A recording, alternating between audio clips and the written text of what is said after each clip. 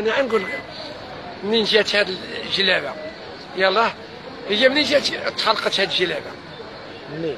ماشي من عند المغاربه اللي صنعوها ولا لا. جي المغرب كانوا كيلبسوا الفراجيه والتشامير والرزه، وكاين الحايك الحنبل، حايك كيتجوزر به. هذيك عندهم شي كبير اللي مدير الحايك، ما عنده حتى شي واحد اكثر من اللي عنده الحايك. كيدير الحايك فوق التشامير.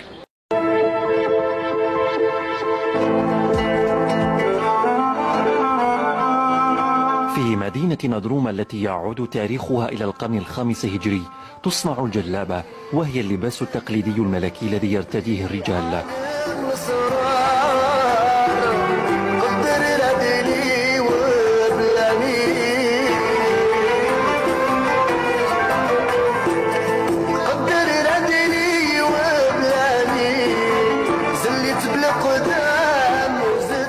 البرشمي أي الحرفي المختص في صناعة الجلابة يستخدم القماش من نوع القطن أو الكتان لخياطة الجلابة في فصل الصيف كي يعكس أشعة الشمس بألوانه الفاتحة والموحدة، وفي فصل الشتاء يفضل أن تكون الجلابة من الوبر بلونه الداكن لتقي الرجل من البرد القارس.